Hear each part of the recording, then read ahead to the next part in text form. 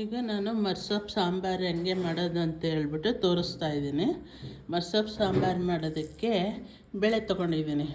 ಬೇಳೆ ನೀವು ಎಷ್ಟು ಜನ ಇದ್ದೀರಾ, ಎಷ್ಟು ಜನಕ್ಕೆ ಬೇಕಾಗುತ್ತೆ ನೋಡಿಕೊಂಡು ಬೇಳೆ ಹಾಕ್ಕೊಳ್ಳಿ. ನನಗೆ ಇಷ್ಟು ಸಾಕಾಗಿದೆ. ನಾನು 3 ಥರ ಬೇಳೆ ತೊಗೊಂಡಿದ್ದೀನಿ. ಹೆಸರು ಬೇಳೆ, ಮನ್ಸೂರ್ ದಾಲ್, ತೂರ್ ದಾಲ್, ಈ ಥರ ತೊಗೊಂಡಿದ್ದೀನಿ ಮಿಕ್ಸ್ ಮಾಡಿಕೊಂಡು. ನಿಮಗೆ ಎಷ್ಟು ಬೇಕು ನೋಡ್ಕೊಂಡು ತೊಗೊಳ್ಳಿ. ಅಂದರೆ ಸ್ವಲ್ಪ ಮಸೊಪ್ಪು ಸಾಂಬಾರಿಗೆ ಸ್ವಲ್ಪ ಬೇಳೆನ ಜಾಸ್ತಿ ಹಾಕಿದ್ರೆ ಚೆನ್ನಾಗಿರುತ್ತೆ. ಒಂದೇ ಥರದ ಬೇಳೆ, ತೊಗರಿ ಬೇಳೆ, ತೂರ್ ದಾಲ್ ಹಾಕಿ ಮಾಡ್ಬೋದು. ನಮ್ಮ ಬೇಳೆ ಎಲ್ಲ ಥರದ್ದು ಇತ್ತು ಅಂತೇಳಿ ಎಲ್ಲ ಥರದ ಬೇಳೆನೂ ತೊಗೊಂಡಿದ್ದೀನಿ. ಈಗ ಈ ಬೇಳೆನ ಚೆನ್ನಾಗಿ ತೊಳಿಬೇಕು. ಈಗ ತೊಳ್ಕೊಂಡು ರೆಡಿ ಮಾಡೋಣ. ಈಗ ನಾನು ಬೇಳೆನ ತೊಳ್ಕೊಂಡು ರೆಡಿ ಮಾಡ್ಕೊಂಡಿದ್ದೀನಿ. ಒಂದು ಕುಕ್ಕರ್ ತೊಗೋಬೇಕು. ಇವಾಗ ನಾನು ಕುಕ್ಕರ್ ತೊಗೊಂಡಿದ್ದೀನಿ. ಈ ಕುಕ್ಕರ್ಗೆ ಬೇಳೆನ ಹಾಕ್ತಾಯಿದ್ದೀನಿ. ಆ ಬೇಳೆ ಬೇಯೋದಕ್ಕೆ ಎಷ್ಟು ನೀರು ಬೇಕು ನೋಡಿಕೊಂಡು ಹಾಕ್ಕೊಳ್ಳಿ.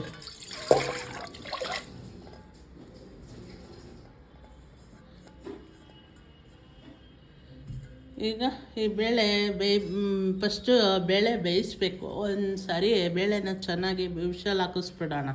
ಅದರೊಳಗೆ 2 ಈರುಳ್ಳಿ ತೊಗೊಂಡಿದ್ದೀನಿ. 2 ಈರುಳ್ಳಿ ಹಾಕ್ತಾಯಿದ್ದೀನಿ. 2 ದಪ್ಪ ಟೊಮೊಟೊ ತೊಗೊಂಡಿದ್ದೀನಿ, ಹಾಕ್ತಾಯಿದ್ದೀನಿ. ಮತ್ತು ಬೆಳ್ಳುಳ್ಳಿನೂ ಕೂಡ ಇದರೊಳಗೆ ಹಾಕ್ಬಿಡ್ತೀನಿ. ಬೆಳ್ಳುಳ್ಳಿನ ಫಸ್ಟ್ ಇದನ್ನು ಒಂದು ವಿಷಲ್ ಹಾಕಿಸ್ಬಿಡ್ತೀನಿ. ನೆಕ್ಸ್ಟು ಅದಕ್ಕೆ ಏನೇನು ಬೇಕು ಅಂತ ಹೇಳ್ತೀನಿ ಇವಾಗ. ನೆಕ್ಸ್ಟು ಈಗ ನಾನು ಎಲ್ಲ ಥರ ಸೊಪ್ಪನ್ನು, ಬೆರಕೆ ಸೊಪ್ಪುಗಳು ತೊಗೊಂಡ್ರೆ ತುಂಬ ಚೆನ್ನಾಗಿರುತ್ತೆ, ಟೇಸ್ಟಿಯಾಗಿರುತ್ತೆ. ಈ ಥರ ಹಳ್ಳಿ ಕಡೆ ಬಿಡುತ್ತೆ ಇದು ಸೊಪ್ಪು, ಹೊಲದಲ್ಲಿ ಬೆಳೆಯುತ್ತೆ. ಇಲ್ಲಾಂದರೆ ಸಂತೆಗಳಲ್ಲಿ ಹೋದಾಗ ಸಿಗುತ್ತೆ ಈ ಥರದ್ದು. ಉತ್ತರಾಣಿ ಸೊಪ್ಪು ಅಂತನೂ, ಅಣೆ ಸೊಪ್ಪು, ಕನೆ ಸೊಪ್ಪು ಅಂತ ಹೇಳ್ಬಿಟ್ಟು ಎಲ್ಲ ಥರದ್ದು ಮಾರ್ತಾಯಿರ್ತಾರೆ. ಆ ಥರದ್ದು. ಈಗ ಪಾಲಕ್ ಸೊಪ್ಪು ತೊಗೊಂಡಿದ್ದೀನಿ. ಸ್ವಲ್ಪ ಪಾಲಕ್ ಸೊಪ್ಪು ಒಂದು ಇಷ್ಟು, ಎಲ್ಲ ಥರದ್ದು ಮಿಕ್ಸ್ ತೊಗೊಳ್ಳಿ, ಚೆನ್ನಾಗಿರುತ್ತೆ. ನಾನು ಈ ಥರ ಗಣಕೆ ಸೊಪ್ಪು ಅಂತ ತೊಗೊಂಡಿದ್ದೀನಿ ನೋಡಿ. ಈ ಥರ ಗಣಕೆ ಸೊಪ್ಪು ಇದೂ ಕೂಡ ಸ್ವಲ್ಪ ತೊಗೊಂಡಿದ್ದೀನಿ. ಇದು ಕೂಡ ಗಣಕೆ ಸೊಪ್ಪು ಶೀತ ಟೈಮಲ್ಲಿ ಆರೋಗ್ಯಕ್ಕೆ ಒಳ್ಳೆಯದು. ಕೆಮ್ಮು ನೆಗಡಿ ಇದ್ದರೆ ಅದು ಹೋಗುತ್ತೆ ಅಂತ ಹೇಳ್ಬಿಟ್ಟು. ಮತ್ತು ಇದು ಕೊತ್ತಂಬರಿ ಸೊಪ್ಪು, ಇದು ಕೀರೆ ಸೊಪ್ಪು ಜಾಸ್ತಿ ಇದೆ. ಈ ಗಣಕೆ ಸೊಪ್ಪು ಮತ್ತು ಪಾಲಕ್ ಸೊಪ್ಪು, ಕನ್ನೆ ಸೊಪ್ಪು, ಮಣ್ಣೆ ಸೊಪ್ಪು, ಈ ಥರದ್ದು ಸೊಪ್ಪುಗಳು ಸ್ವಲ್ಪ ಎಲ್ಲ ಒಂದೊಂದಿಷ್ಟು ಹಾಕ್ಕೊಳ್ಳಿ. ನಿಮ್ಗೆ ಎಷ್ಟು ಪ್ರಮಾಣದಲ್ಲಿ ಸೊಪ್ಪು ಬೇಕು ಅದನ್ನು ಮಿಕ್ಸ್ ಮಾಡ್ಕೊಂಡು ಹಾಕ್ಕೊಳ್ಳಿ.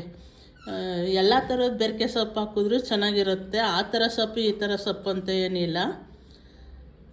ಸಬ್ಸಿಗೆ ಸೊಪ್ಪು, ಕೀರೆ ಸೊಪ್ಪು, ದಂಟಿನ ಸೊಪ್ಪು ಎಲ್ಲ ಮಿಕ್ಸ್ ಮಾಡಿ ಹಾಕ್ಕೊಂಡ್ರೆ ಟೇಸ್ಟು ತುಂಬ ಚೆನ್ನಾಗಿರುತ್ತೆ.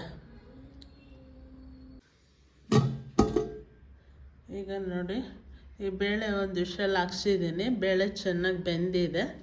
ಈ ಟೈಮಲ್ಲಿ ಸೊಪ್ಪನ್ನ ಇದಕ್ಕೆ ಕಟ್ ಮಾಡಿ ತುಂಬಬೇಕು. ಇವಾಗ ನಾನು ತೋರಿಸ್ತೀನಿ. ಇವಾಗ ಇದನ್ನು ಒಂದು ಸೈಡಿಗೆ ಇಟ್ಬಿಟ್ಟು ಈಗ ಎಲ್ಲ ಥರ ಸೊಪ್ಪನ್ನು ಕಟ್ ಮಾಡಿ ಹಾಕಿದ್ರೆ ಆಮೇಲೆ ಇದು ಮಾಡೋಕ್ಕೆ ಸರಿಯಾಗುತ್ತೆ.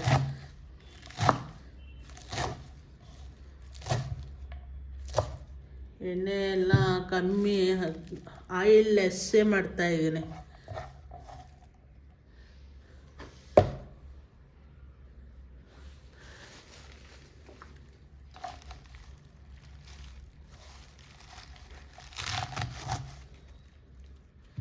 ಬೇಳೆ ಜಾಸ್ತಿ ಹಾಕೋದ್ರಿಂದ ಆಯಿಲ್ ಲೆಸ್ ಆದರೂ ಕೂಡ ಚೆನ್ನಾಗಿರುತ್ತೆ. ಅವಾಗೆಲ್ಲ ಆಯಿಲ್ ತಿನ್ನಬಾರ್ದು ಅನ್ನೋದಕ್ಕೋಸ್ಕರ ಆಯಿಲ್ ಲೆಸ್ ಮಾಡಿಕೊಂಡೇ ತಿನ್ನೋಣ.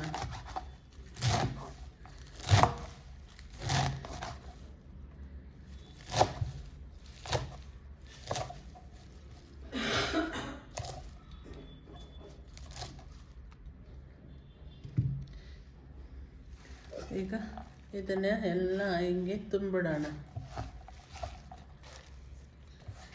ಹೆಚ್ಚು ಏನು ತೊಂದರೆ ತಗೊಳ್ಳಂಗಿಲ್ಲ.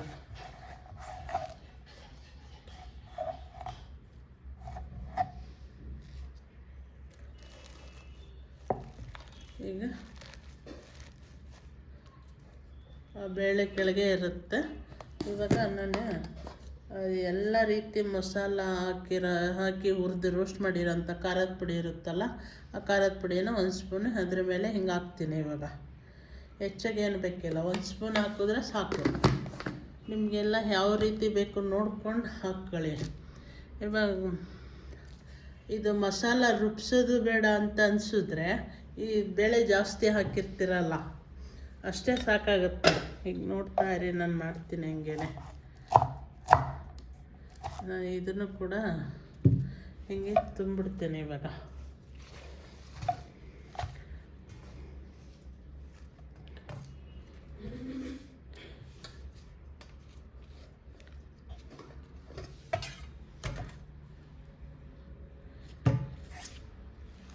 ಹೆಚ್ಚಿಗೆ ತೊಂದರೆನೇ ತೊಗೊಳಂಗಿಲ್ಲ. ಸಾರು ತುಂಬ ಚೆನ್ನಾಗಿರುತ್ತೆ. ಮರ್ಸೊಪ್ಪು ಸಾಂಬಾರು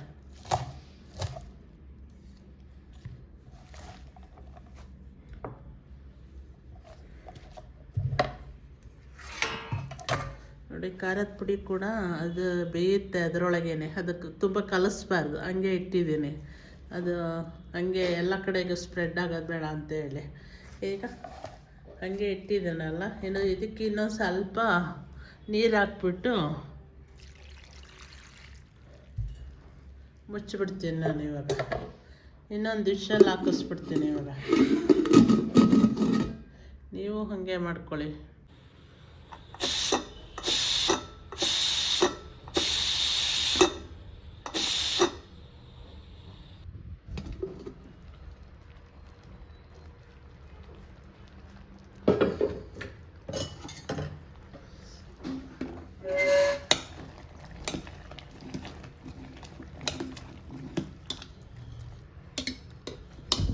ಈ ಥರ ಮಸೊಪ್ಪು ಇವಾಗ ಸೊಪ್ಪು ಬೇಳೆ ಎಲ್ಲ ಚೆನ್ನಾಗಿ ಬೆಂದಿದೆ. ಇವಾಗ ಮತ್ತೆ ಸ್ಟವ್ ಹಚ್ಬಿಟ್ಟು ಈ ಪಾತ್ರೆನ ಇಟ್ಬಿಟ್ಟು ಈಗ ನಾನು ಇದು ಟೊಮೊಟೊ ಹಣ್ಣು, ಬೆಳ್ಳುಳ್ಳಿ ಎಲ್ಲ ಹಾಕಿದ್ನಲ್ಲ, ಈರುಳ್ಳಿ ಎಲ್ಲನೂ ಈಗ ಅದನ್ನು ಬೇಯ್ತಾ ಹಿಂಗೆ ತಿರುಗಿಬಿಡ್ಬೇಕು ಚೆನ್ನಾಗಿ.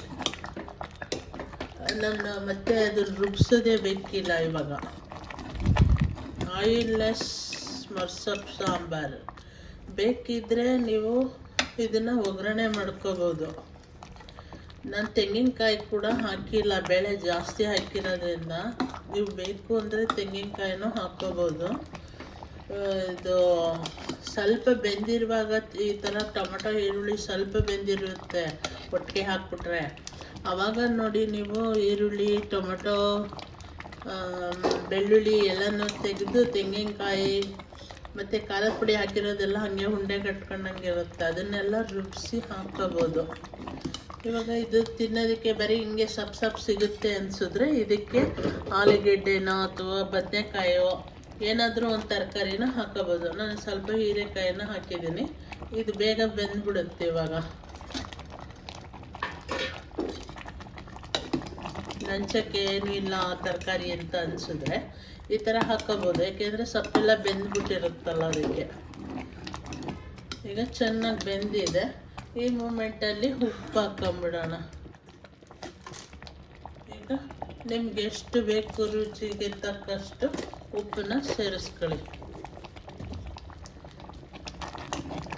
ಚೆನ್ನಾಗಿ ಒಂದು ಗಟ್ಟಿ ಸೌಟನ್ನ ತಗೊಂಡು ಹಿಂಗೆ ಇದು ಮಾಡಿಸ್ಬಿಟ್ರೆ, ತಿರುಗಿಬಿಟ್ರೆ ಎಲ್ಲ ಅಂಬ್ಲಿ ಆದಂಗೆ ಆಗ್ಬಿಡುತ್ತೆ. ನೀವೇನು ಇದು ಮಿಕ್ಸಿಗೆ ಹಾಕೋದು ಬೇಕಿಲ್ಲ, ಗ್ರೈಂಡ್ರ್ ಮಾಡೋದೇ ಬೇಕಿಲ್ಲ.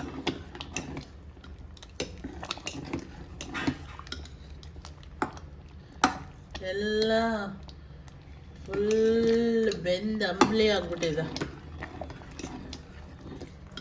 ಇನ್ನೊಂದು ಸ್ವಲ್ಪ ಈಗ ಹಾಕಿರೋ ತರಕಾರಿ ಎಲ್ಲ ಬೆಂದರೆ ಅಲ್ಲಿಗೆ ಮರ್ಸೊಪ್ಪು ಸಾಂಬಾರು ರೆಡಿ. ಆಯಿಲ್ಲೆಸ್ ಮರ್ಸೊಪ್ಪು ಸಾಂಬಾರು ಊಟ ಮಾಡೋಕ್ಕೆ ತುಂಬ ಚೆನ್ನಾಗಿರುತ್ತೆ.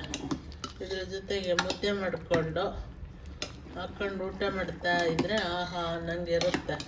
ಒಗ್ಗರಣೆ ಹಾಕ್ಕೊಳ್ಳೋದಾದರೆ ನೀವು ಹಾಕ್ಕೊಳ್ಳಿ, ಒಂದು ಸ್ವಲ್ಪ ಹಿಂಗು, ಬೆಳ್ಳುಳ್ಳಿ ಹಾಕ್ಕೊಂಡು ಗೆಜ್ಜಿಬಿಟ್ಟು ಒಗ್ಗರಣೆ ಕೊಟ್ಕೊಳ್ಳಿ. ನೀವು ಚಪಾತಿಗೆ ಎಲ್ಲದಕ್ಕೂ ರೊಟ್ಟಿ ತಿನ್ನೋದಕ್ಕೆ, ಚಪಾತಿ ತಿನ್ನೋದಕ್ಕೆ, ಅನ್ನ ಮುದ್ದೆ ಊಟ ಮಾಡೋದಕ್ಕೆ ತುಂಬ ಚೆನ್ನಾಗಿರುತ್ತೆ. ಅದು ಆರೋಗ್ಯಕರವಾಗಿರುತ್ತೆ. ಎಲ್ಲ ಥರದ ಬೇಳೆಗಳು ಹಾಕಿರೋದ್ರಿಂದ ನಾನು ಕಾಯಿ ಕೂಡ ಹಾಕಿಲ್ಲ. ಮಸೊಪ್ಪು ಸಾಂಬಾರು ರೆಡಿ.